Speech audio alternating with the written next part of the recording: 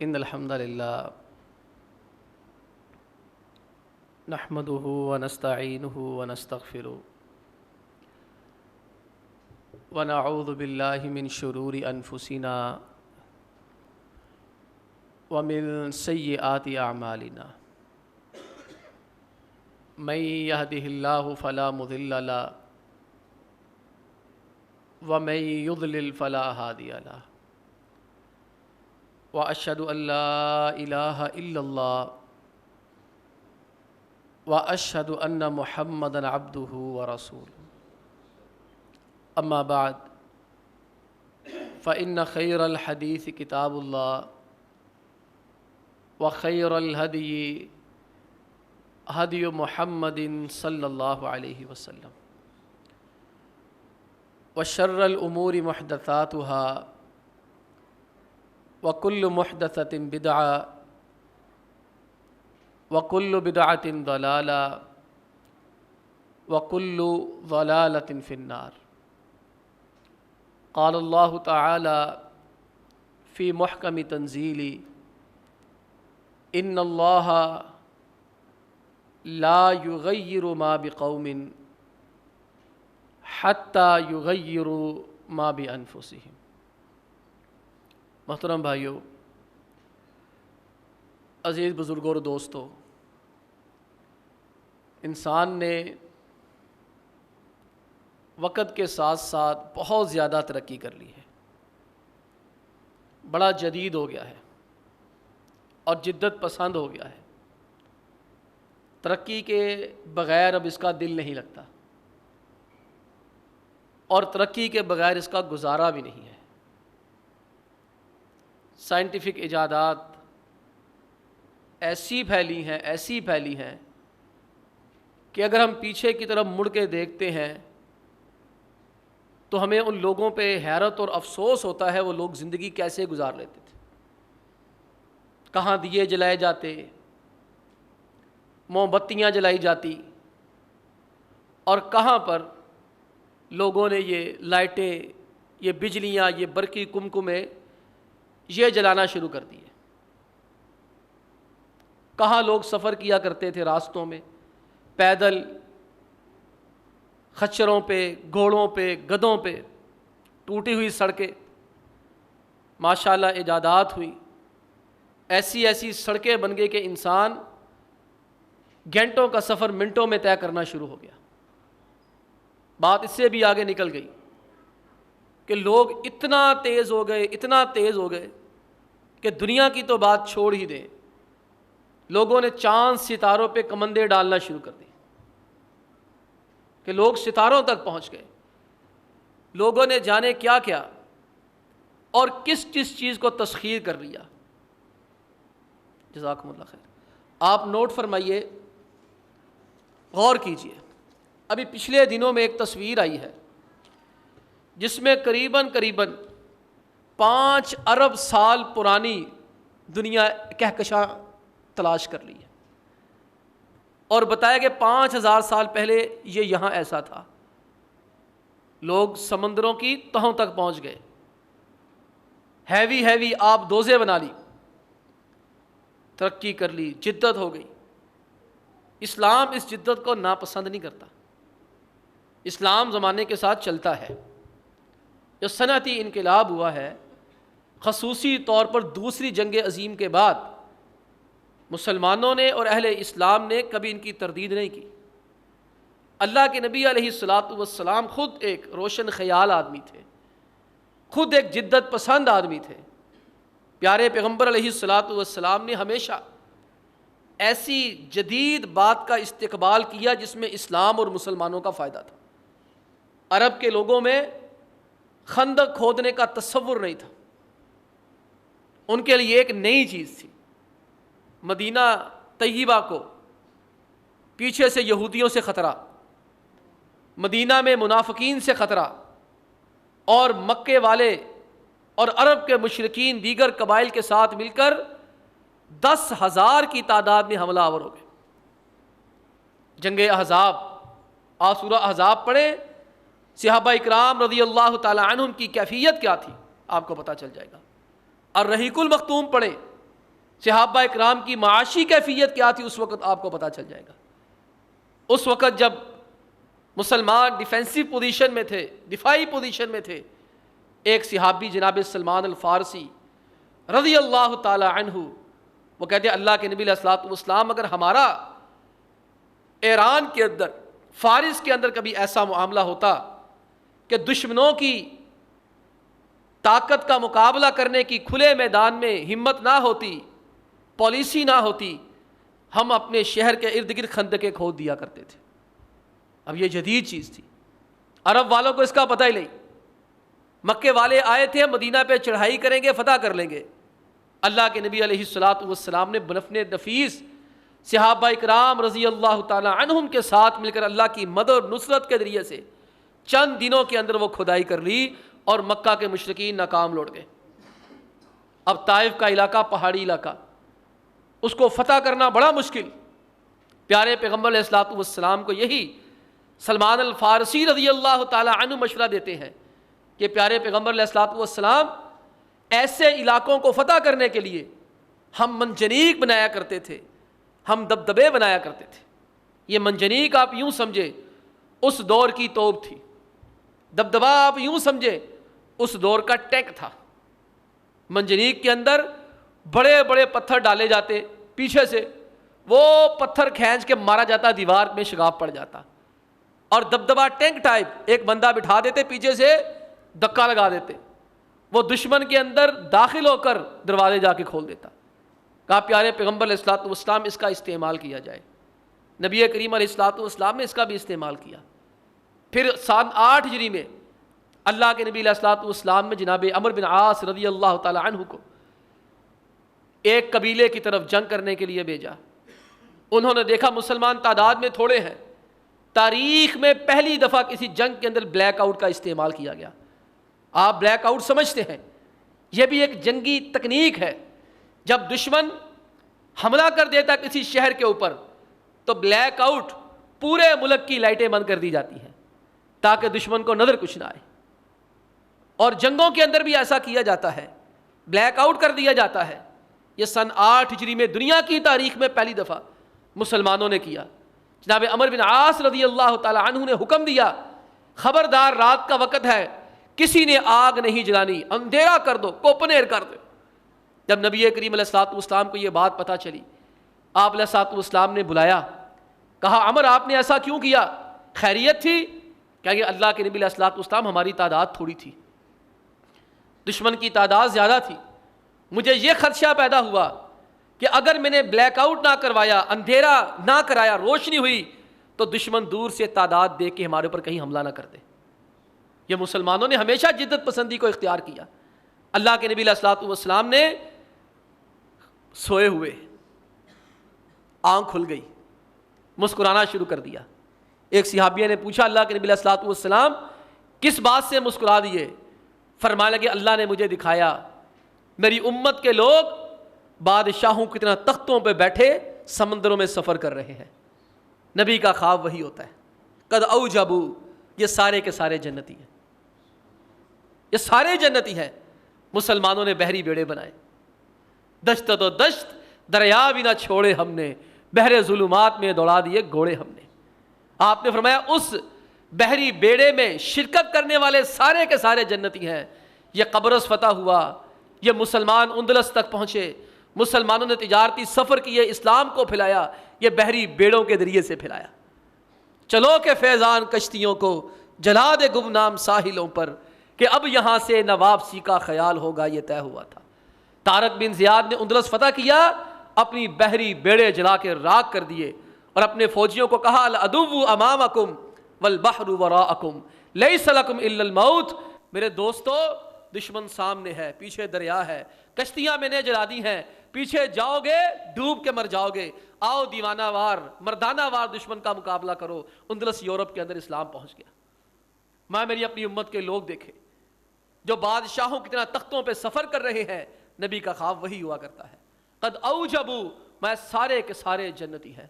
صحابہ نے فرمایا اللہ کے پیغمبر علیہ الصلوۃ والسلام میں بھی شرکت کروں گی؟ فرمایا ہاں تم بھی شرکت کرو گے، تم بھی جنتی ہو۔ عمر فاروق کے دور میں جناب امیر معاویہ رضی اللہ تعالی عنہ جنہیں امیر البحر کہا جاتا ہے، سمندروں کا بادشاہ کہا جاتا ہے، انہوں نے عمر فاروق کو بار بار کہا بحری بیڑے بنائے۔ میرا دل کرتا ہے کہ میں اسلام کو دنیا کے کونوں تک لے جاؤں، میرا دل کرتا ہے میں روم فتح کر لوں۔ انہوں نے کہا نہیں، ابھی ٹھہر جاؤ۔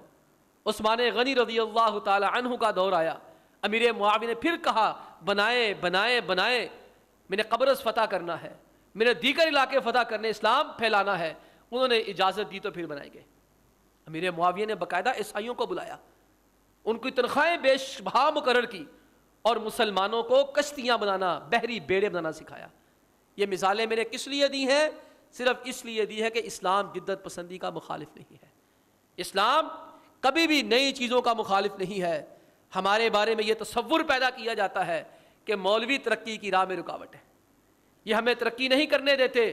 اگر یہ جدت پسند ہو جائیں، روشن خیال ہو جائیں، اگر یہ زمانے کے قدم سے قدم ملا کے چلیں، ہم بھی آسمانوں کی سیر کرنا شروع کر دیں گے۔ اور اللہ کے بندو، یہ 10-15 لاکھ مولوی زمانے کے قدم سے قدم ملا کے نہیں چل رہا۔ اور میرے مدرسے میں کتنے بچے ہوتے ہیں؟ جامعہ سلفیہ میں 1000 بھی نہیں ہوتا۔ چھوٹے اتنے بڑے بڑے مدرسے ہیں جن کو بنے ہوئے 100 سال، 70 بچہ پڑھ رہا ہے، 100 بچہ پڑھ رہا ہے، 25 بچہ پڑھ رہا ہے۔ تمہاری یونیورسٹیوں میں، کالجوں میں جو لاکھوں کی، کروڑوں کی فیسیں جمع کرتے ہو، اربوں کے بجٹ لیتے ہو، NGO سے فنڈ لیتے ہو، تم کتنی دفعہ چاند کے اوپر پہنچ گئے ہو؟ کسی مدرسے نے کوئی انجینئر نہیں بنایا، راکٹ نہیں بنایا، یہ GC نے بنا لیا ہے، یہ رفاع نے بنا لیا ہے، یہ تمہاری کالج یونیورسٹیوں نے بنا لیا ہے جو ہم سے مطالبہ کرتے ہو۔ زرعی والوں نے کچھ بنایا آج تک؟ کہتے ہیں جی مولوی ترقی کی راہ میں رکاوٹ ہے۔ یاد رکھیں، اسلام کی جدت پسندی میں اور جو لوگوں کی عصر حاضر کی جدت پسندی ہے، اس میں بڑا فرق ہے۔ اسلام جدید چیزیں لے کر آتا ہے لوگوں کے فائدے کے لیے، لوگوں کی اصلاح کے لیے۔ علماء اکرام نے اصول فقہ بنائے کہ قرآن و سنت ہر ایک کی سمجھ میں آئے نہ آئے۔ قرآن و سنت میں واضح طور پر قیامت تک آنے والے مسائل کا حل نہیں نظر آتا۔ علماء اکرام نے قرآن و سنت کی نصوص پہ غور کیا، ایسے قاعدے اور اصول بنا دیے کہ جدید مسائل ان کی روشنی میں پرکھے جا سکتے ہیں۔ اسلام جدت کے ساتھ چلتا ہے، لیکن جدت کی حدود متعین کرتا ہے۔ اسلام جدت کو پسند کرتا ہے، اب اس کے استفادہ نہیں کر رہے۔ لوگ کتنا کہتے ہیں، جب یہ مائک آیا تھا لوگ مائک کو کافروں کی علامت کہتے تھے۔ مجھے ایک فتویٰ دکھا دے جہاں پر ایسا لکھا ہوا، ایک مولوی دکھا دے۔ ہم نے استفادہ کیا، کیمرے آئے، ہم نے جائز استفادہ کیا، ہم نے کہا اس کی حدود متعین کر دو۔ چاہے کچھ لوگوں نے غلطیاں بھی کی، سختی کا بھی مظاہرہ کیا، لیکن آج وہ لوگ بھی اس کا استعمال کرنے پہ مجبور ہو گئے ہیں۔ آج وہ بھی اس کو استفادہ کرنے جتنا اللہ نے توفیق دی ہوئی ہے۔ اب جدید دور کی جدت پسندی کیا ہے؟ میں اس کی 1-2 مثالیں دیتا ہوں۔ آپ ایٹم بم کو دیکھ لیں۔ ایٹم بم جدید اسلحہ ہے نا۔ پہلے تلواروں کے ساتھ لڑائی ہوتی تھی، تیروں کے ساتھ لڑائی ہوتی تھی، پھر کلیشن نے، روسی کلیشن نے، کلیشنکوف نے کلیشنکوف بنا دی، چین گن بن گئی، پتہ نہیں کون کون سے آلات بن گئے۔ یہ بھی جدت پسندی ہے ساری، یہ بھی جدت پسندی ہے۔ ایٹم بم بھی جدت پسندی ہے، اسلام بھی جدت پسندی کا قائل ہے۔ یہ جو برٹانیکا کا دھارائے معارف ہے، جہاں پر ایٹم بم کے ہر لفظ کے بارے میں گفتگو کی جاتی ہے، اس جو دارے معارف ہوتے ہیں نا، یہ پوری دنیا والے شائع کرتے ہیں، ہر ملک والا شائع کرتا ہے، اور اپنی زبان کے اندر جو جو چیز آتی ہے اس کی پوری معلومات فراہم کر دیتے ہیں۔ یہ بڑے بڑی جلدوں میں، 50 جلدوں میں، 60 جلدوں میں ہوتے ہیں۔ یہ برطانیہ کا بھی ایک دائرہ معارف ہے۔ جب ایٹم بم کی بحث آئی، انہوں نے کہا ہم نے ایٹم بم چلوائے، ہم نے لوگوں کا بھلا کیا۔ اللہ اکبر! کیا بھلا کیا؟ ہم نے 50 لاکھ لوگوں کی جانیں بچا دی۔ ظالمو، تم نے 50 لاکھ لوگوں کی جانیں نہیں بچائی ایٹم بم بنا کر، گرا کر، تم نے پوری دنیا کی زندگی کو خطرے کے اندر ڈال دیا ہے۔ اب جن ملکوں کے پاس ایٹم بم ہے، دل پہ ہاتھ رکھ کے سوچے، جب پاکستان انڈیا کا تھوڑا سا کوئی مخالفت ہوتی ہے، تھوڑی سی آپس میں الجھن پیدا ہوتی ہے، ادھر سے یہ اپنے ایٹم بم نکال لیتے ہیں، ادھر سے وہ ایٹم بم نکال لیتے ہیں۔ کہنا بڑا آسان ہے کہ چلا دو ویکھی جائے گی، وہ بھی کہنے نے چلا دو ویکھی جائے گی، ادھر بھی بے وقوف کہتے ہیں چلا دو ویکھی جائے گی۔ جب دونوں طرف سے چلے گا تو ویکھنے والے رہیں گے کتنے؟ اور دیکھنے والے رہیں گے کہاں؟ اگر ایٹم بم چل گیا خدا نہ خواستہ تو آپ کیا سمجھتے ہیں ایک ایٹم بم پاکستان کو تباہ کرے گا؟ اگر انڈیا بھی ایک ایٹم بم چلاتا ہے اس کی لپیٹ میں انڈیا بھی سارا تباہ ہو جائے گا. پاکستان چلاتا ہے تو بچنا انڈیا میں نہیں، بچنا پاکستان میں بھی نہیں. اور جو ہائیڈروجن بم ہے، نائٹروجن بم ہے، خدا نہ خواستہ یہ چل پڑے کبھی تو پھر سری لنکا، بھوٹان، سکم، چائنا، دنیا پوری کوئی نہیں بچنی ایک دو ایٹم بم کے ساتھ. یہ بھی ایک انقلاب ہے، یہ بھی جدت پسندی ہے. انہوں نے ایٹم بم کے تعارف میں لکھا ہم نے ایٹم بم چلایا لوگوں کی جانیں بچانے کے لیے چلایا. کیسی بدماشوں ان کی جدت پسندی ہے. اور جدت پسندی کے نام پر اس ملک کے اندر ایک نئی کوشش کی جا رہی ہے. تھوڑا سا میں تعارف کروا دوں جدت پسندی کا. اسلام میں ایسی کوششیں ہوتی رہی ہیں، ہر دور میں ایسے لوگ آتے رہے ہیں جنہوں نے یہ دعوے کیے ہیں کہ اسلام موجودہ دور کے ساتھ مطابقت نہیں رکھتا. آپ کو بھی سننے کو ملتا ہے اب نیا دین بنایا جائے، نئے لوگ پیدا کیے جائیں. یہ علماء جو پرانے ہیں فرسودہ خیالات کے حامل ہیں. دین کی تعبیر نہیں ہونی چاہیے، دین کی تشریح جدید ہونی چاہیے، مسائل کو نئے سرے سے حل کرنا چاہیے. یہ سزائیں وحشیانہ ہیں، یہ لولے لنگڑے بنا دیتی ہیں. ایسے لوگوں کو پھر جوید احمد غامدی صاحب مل جاتے ہیں، کہیں پرویز مل جاتے ہیں، کہیں فراہیدی مل جاتے ہیں، کہیں عنایت اللہ گجراتی مل جاتا ہے، کہیں عبداللہ چکرالوی مل جاتا ہے، تو کہیں سید احمد خان جیسا بندہ مل جاتا ہے. ان لوگوں نے بھی جدت پسندی کا اعلان کیا تھا جو امام احمد رحمۃ اللہ علیہ کے دور میں کھڑے ہوئے. ان کو معتزلہ کہا جاتا تھا. انہوں نے جدت پسندی پیش کی. علماء کا عقیدہ قرآن و سنت سے ثابت کبیرہ گناہوں کا مرتکب اللہ کے حکم کے تحت ہے. اللہ چاہے تو اسے معاف کر دے اور اللہ چاہے تو سزا دے کے جنت کے اندر لے کے جائے، دائمی جہنمی نہیں ہے. ایک بندے نے سوال کیا حسن بصری رحمۃ اللہ علیہ سے. اس نے کہا نہیں وہ کافر ہے، دائمی جہنمی ہے، یہ ہے وہ ہے، ایسے ہے ویسے ہے. پھر کہتا وہ کافر بھی نہیں مسلمان بھی نہیں، وہ ہے جہنمی. اگلے دن اپنی کتاب پکڑی، اپنا لیکچر دینے کے لیے ایک نکر پہ بیٹھ گیا. حسن بصری رحمہ اللہ فرمائے کہ اعتزلوا عنا، یہ ہم سے جدا ہو گئے. آہستہ آہستہ ایک فرقہ بن گیا معتزلہ. اپنی عقل کے اوپر دین کو پرکھا جائے گا، ہے اپنی توحید، اپنی رسالت، اپنی نمازیں، اپنی زکاتیں، اپنا سارا کچھ. حکومتوں کی سرپرستی مل گئی. اللہ رب العالمین نے توفیق عطا فرما دی. امام احمد بن حنبل رحمۃ اللہ علیہ نے مارے کھائی، تکلیفیں برداشت کی، جھیلیں کاٹی، کوڑے کھائے، ان کا سدباب کر دیا. بادشاہ دربار میں بیٹھا، عقیدہ پھیلا دیا گیا اللہ کا قرآن اللہ کی صفت نہیں ہے، مخلوق ہے. جو نہیں مانتا گردن اتار دو، جو نہیں مانتا اس کو مارو. جناب امام احمد بن حنبل نے 3 بادشاہوں کی مارے کھائی. ایک سادہ سے عالم دین قرآن پاک پکڑا ہوا اور بادشاہ کے دربار میں جا کے بادشاہ سلامت آج قرآن پاک کا جنازہ پڑھایا جائے گا، آپ شرکت ضرور فرمائیں. بادشاہ نے کہا حیرت سے کبھی قرآن پاک بھی فوت ہوتا ہے؟ اس نے کہا آپ کہتے ہیں قرآن پاک مخلوق ہے تو مخلوق تو فوت ہوتی ہے. یہاں آپ مانے قرآن پاک اللہ کی صفت ہے، جس طرح اللہ لازوال ہے اللہ کی صفات بھی لازوال ہے. بادشاہ کی کھوپڑی میں بات آ گئی. یہ جدت پسند فرقہ اپنی موت آپ پر گیا. اب نیا جدت پسند فرقہ اٹھا یورپ میں، پروٹسٹنٹ فرقہ، کہ یہودی عیسائیت نے پادریوں نے غلبہ حاصل کر لیا ہے، اب ایک نیا دین بنایا جائے گا. اس کے مرنے کے کچھ عرصے کے بعد بر صغیر میں ایک بادشاہ آتا ہے. اس کا نام آپ جانتے ہیں، کیا نام ہے اس کا؟ مغل اعظم اکبر بادشاہ. اس نے بھی دین جدید کا ذریعہ پیش کیا. اس کے دماغ کے اندر بھی یہ بات آئی. اس نے کہا یہ جو مذہب ہیں یہ تو نفرتیں پیدا کرتے ہیں، ایک نیا دین ہونا چاہیے. اب دین نیا ہونا چاہیے. سوال یہ پیدا ہوا اس نئے دین کی پھر تشریح کون کرے گا؟ اس نئے دین کو لکھے گا کون؟ لوگوں نے دماغ خراب کیا. بادشاہ سلامت آپ لکھیں گے. میری بات کا برا نہ مانے. ہمارے ہاں جو عمران خان صاحب ہیں نا، ان کو نبی کے سوا سارا کچھ کہہ دیا گیا ہے. طاہر اشرفی نے یہ بات بتائی، کہتے کہ اس کے پاس بیٹھ کے ہر بات کو عمران خان کی کرامت ہی بنا دیتے. خان صاحب آپ کی یہ کرامت ہے، خان صاحب آپ کی یہ کرامت ہے، خان صاحب آپ کی وجہ سے دنیا میں یہ بھی کرامت ہو گئی. طاہر اشرفی کہتا میں نے اس کو روکا، خان صاحب لوگوں کو باز کراؤ، یہ آپ کے ساتھ کیا سلوک کر رہے ہیں؟ ہنس کے کہتا کہ مجھے لوگ اتنا چاہتے ہیں اگر میں نبوت کا دعویٰ کر دوں لوگ مجھے نبی بھی مان لیں گے. اور آپ دیکھیں جیسے فتوے وہ داغ رہا ہے اپنی جلسوں اور تقریروں کے اندر, کسی کو مشرک بنا رہا ہے, کسی کو کچھ بنا رہا ہے, کسی کو کچھ بنا رہا ہے. جب بادشاہوں کے دماغ خراب ہوتے ہیں پھر عوام بھی تباہ و برباد ہو جاتی ہے, فالورز تباہ و برباد ہو جاتے ہیں. یہ دیکھیں اکبر بادشاہ کو کسی نے دماغ میں بات ڈال دی دین جدید ہونا چاہیے.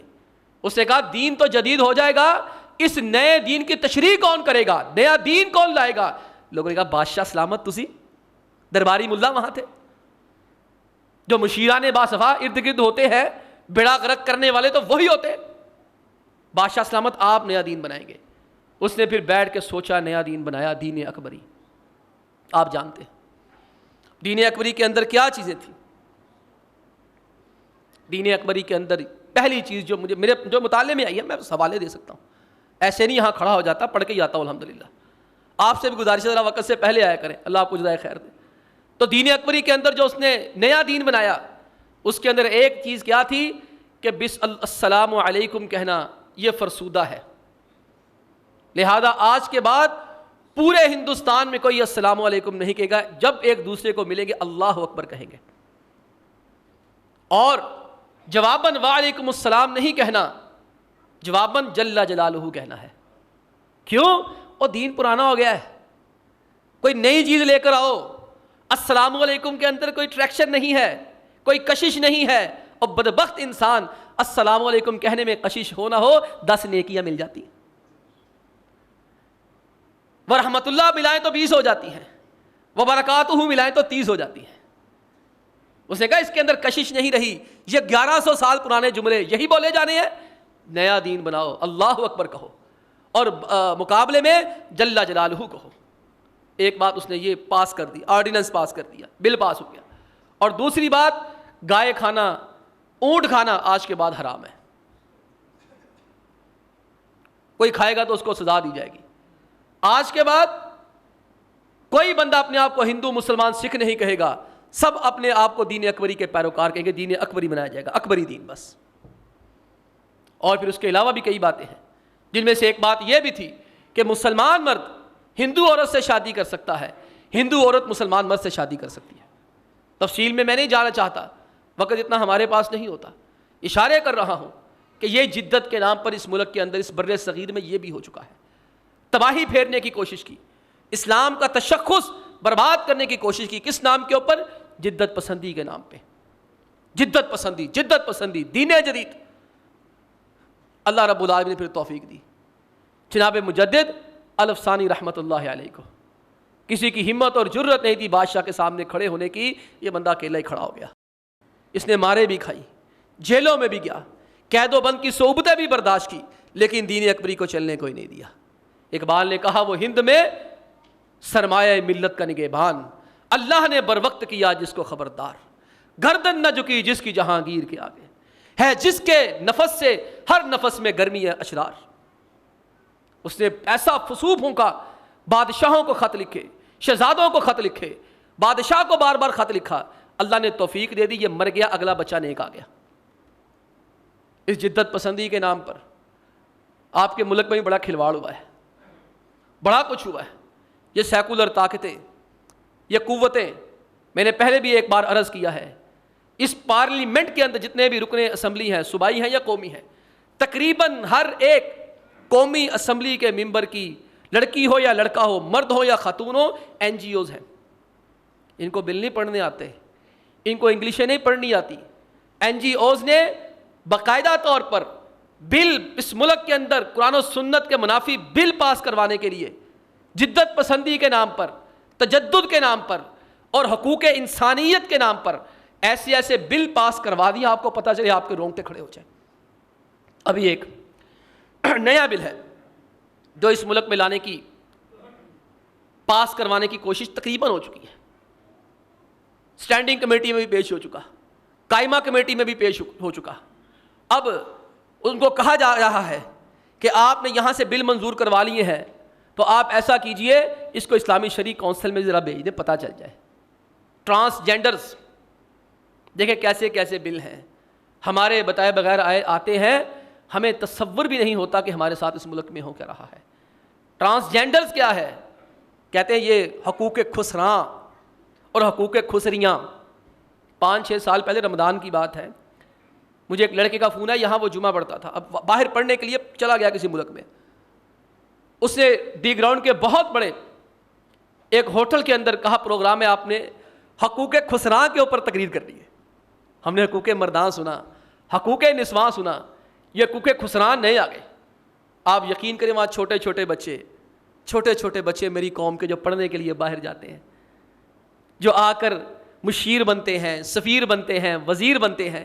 کوئی شہباز گل ہوتا ہے, کوئی فلاں ہوتا ہے, کوئی ڈھمکائی, وہاں سے پڑھ کے آتے ہیں, یا ان کے ایجنٹ بن کے آتے ہیں جب باہر سے آتے ہیں. پھر آ کر یہ کہتے ہیں, کیا کہتے ہیں کہ جس طرح مغرب کی ترقی پادری کو نکال کے ہوئی ہے, مذہب کو نکال کے ہوئی ہے, پاکستان کی ترقی کا بھی یہی راز ہے, یہاں سے مذہب کو نکال دیا جائے. مغرب کی ترقی کا راز یہی بتا. ہاں ہے, یہ مغرب کی صرف مادی ترقی ہے, دینی ترقی نہیں ہے. مادی ترقی کر لیا مغرب نے, لیکن ہم اس چیز کو ماننے کے لیے تیار نہیں ہیں. ان کا جینا مرنا دنیا ہوگا, ہمارا جینا مرنا دنیا نہیں ہے. وہ سیکولر ہوں گے کہ مرنے کے بعد زندگی نہیں ہے, ہم مسلمان ہیں اور ہمارا یہ عقیدہ ہے مرنے کے بعد زندگی ہے, اور اللہ کے فضل و کرم سے ہماری اس سے بڑی ہی شاندار زندگی ہے. اور اللہ تعالی ہمیں جب جنت کے اندر لے کے جائیں گے, ہم جب جنت کے اندر جائیں گے دنیا میں آئی ہوئی ساری تکلیفیں بھول جائیں گے اللہ کے فضل و کرم سے. ہم تو اس زندگی کے حصول کے لیے لڑ رہے ہیں, ہم تو اس کے لیے جد و جہد کر رہے ہیں, دین بچا رہے ہیں, ایمان بچا رہے ہیں, ممبروں پہ چیخ رہے ہیں, خطبوں میں بتا رہے ہیں, آپ کو سمجھا رہے ہیں کہ میرا دین بھی بچ جائے, میرے بچوں کا دین بچ جائے, آپ کا دین بھی بچ جائے, آپ کے بچوں کا دین بھی بچ جائے. یہ جدت پسندی کتنا خوشربا نام ہے, کتنا دلربا لفظ ہے. جدیدیت ہونی چاہیے, نیا پن ہونا چاہیے, کیونکہ اس میں کشش بڑی ہوتی ہے. اب یہ ٹرانسجینڈر نام کے سے جو بل پیش کیا جا رہا ہے, پوری اسمبلی اس کی حمایت میں ہے. صرف ایک مرد مجاہد سینیٹر مشتاق احمد جماعت اسلامی کا اس کے خلاف کھڑا ہے. اس نے بھی اب ہاتھ کھڑے کر دیے ہیں.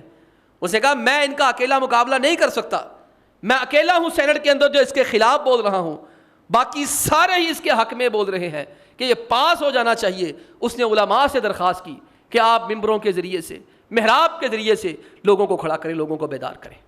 ٹرانسجینڈر بل کیا ہے؟ جو یورپ کا ٹرانسجینڈر بل ہے ہندوستان میں پاس ہو چکا. برطانیہ میں بدبخت جو کل مری ہے, خناس بدکار عورت ملکہ الزبتھ دوئم کا سوئم, اس کی ہی کوششوں سے یہ بل پاس ہوا. ٹرانسجینڈر بل میرے بھائیو یہ ہے کہ مرد اگر اپنی مردانگی سے خوش نہیں ہے, وہ چاہتا ہے کہ میں خاتون بن جاؤں, اس کو خاتون بننے کا اختیار ہے. اس کا آپریٹ کیا جائے گا, اور آپریٹ کر کے اس کو زنانہ, اس کے ہارمونز ایسے لگائے جائیں گے. اس کو, آپ کو پتہ ہے میڈیکل سائنس نے کتنی ترقی کر لی ہے, آپ جانتے ہیں. یہ چیزیں اب ناممکن نہیں رہی ہیں, یہ مت سمجھیے یہ ناممکن ہے. وہ جو ایک کہا تھا نا کسی نے, وہ آزادانہ آتی تھی, وہ بے باکانہ پڑھتی تھی, یہی وہ کالج ہے ہم جہاں سلطانہ پڑھتی تھی. اور کسی نے کہا تھا ان عقل کے اندھوں کو الٹا نظر آتا ہے, مجنون نظر آتی ہے, لیلا نظر آتا ہے.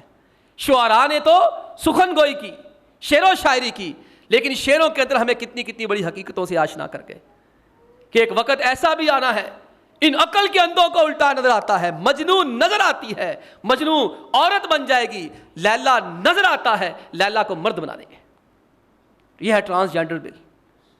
اس کے مضمرات, نقصانات کس قدر زیادہ ہیں, اس کی طرف وقت نہیں ہے, میں بعد میں آتا ہوں. ہر دفعہ 2-3 منٹ معذرت چاہتا ہوں, اوپر ہی لے جاتا ہوں آپ مجھے معاف کریں. کبھی کبھار بات بہت ضروری ہو جاتی ہے, میں نہیں چاہتا اس وقت سے آگے جاؤں. اب یہ بل پاس ہو یورپ کے اندر ہے, ہندوستان میں ہے, ہمارے یہاں نہیں ہے. ٹرانسجینڈر بل میں اگر خاتون خانہ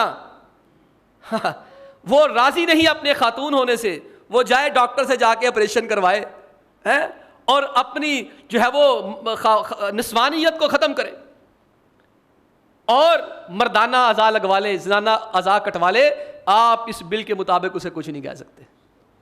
یعنی میری بہن, میری بیوی, میری بیٹی وہ خوش نہیں ہے عورت ہونے سے, میرا بیٹا, میرا باپ خوش نہیں ہے مرد ہونے سے, وہ جائے. اب دیکھیں نا, میں خوش نہیں ہوں, عورت مرد ہونے سے فرض کرے نا, میں تو شکر کرتا ہوں ادا کہ اللہ نے مرد بنایا ہے, رجولیت عطا فرمائی ہے.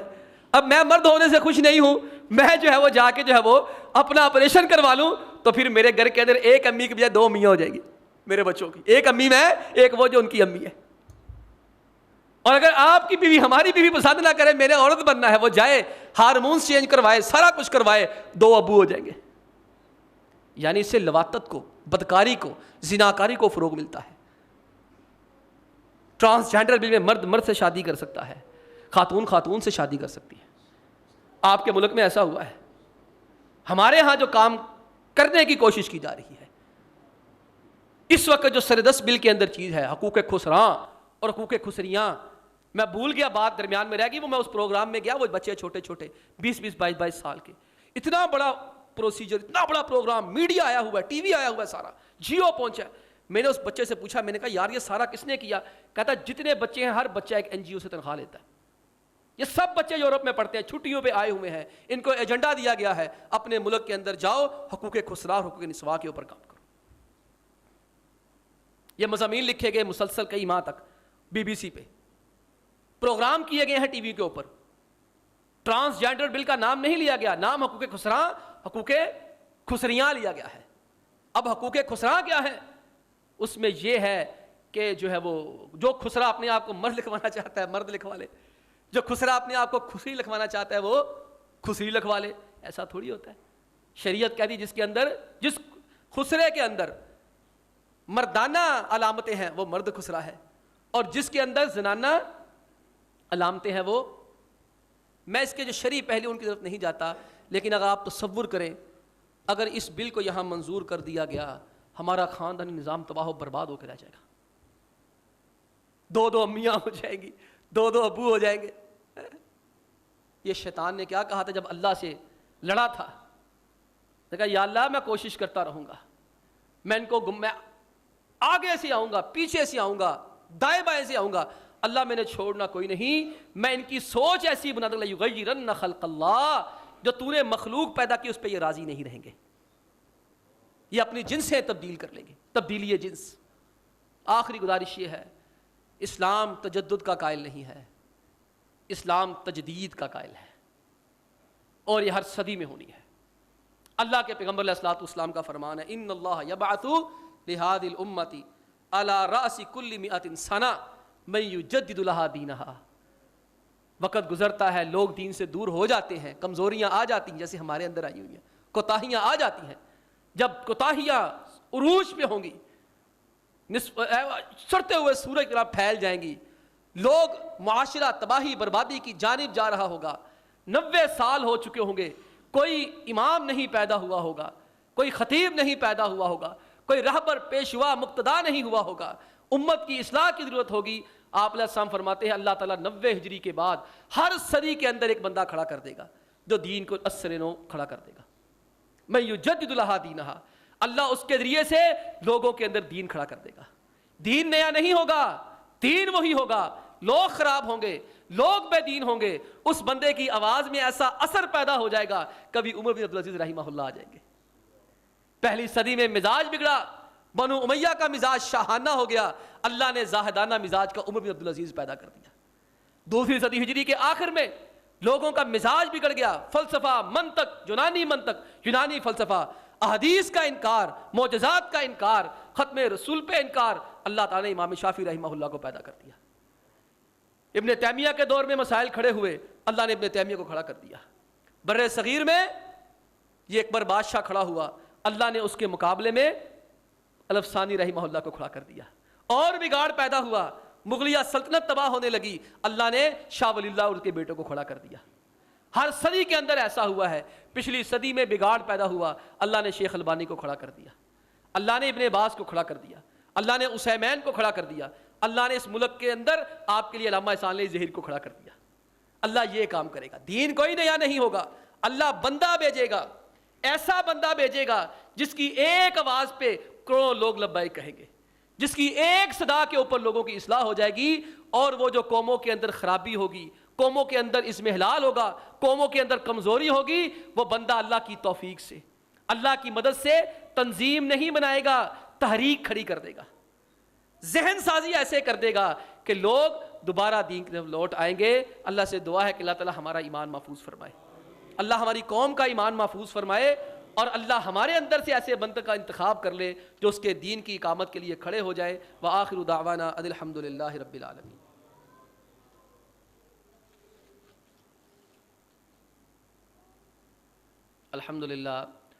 الحمد للہ علی احسانی والشکر لہ علی توفیقہ وامتنانی، واشہد ان لا الہ الا اللہ وحدہ لا شریک لہ تعظیما لشأنہ، واشہد ان سیدنا محمدا عبدہ ورسولہ الداعی الی رضوانہ۔